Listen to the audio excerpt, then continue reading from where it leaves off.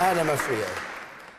Well, look, I believe that the British people need to have a say, and 80% of the British people want a referendum, 80% of businesses want a referendum, more than half want it sooner rather than later, within the next year or two.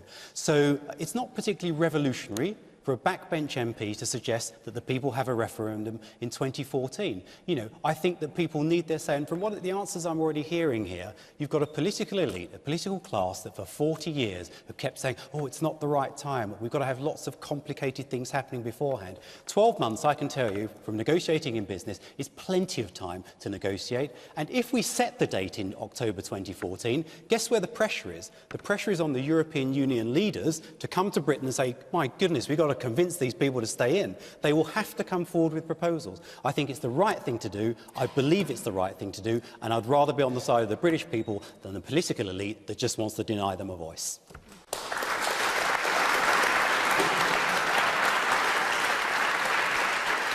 You got a letter today, didn't you? From 140 Tory MPs. So I hear. You've not actually read it. I'll read it to you if you like.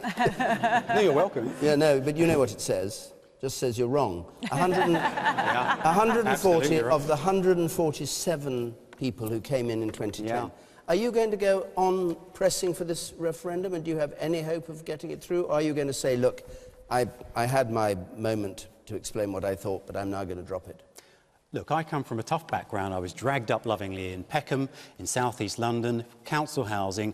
I've had some big, tough challenges in my life. People say to me, oh, you can't achieve this. Well, I always push through, and I work as hard as I can. So if the political class is uniting, the establishment uniting, and say, no, a backbench MP cannot even have a say on this, then I think I'm prepared to fight. I'm prepared to fight all the way so the British people can have a say. So you're not withdrawing it?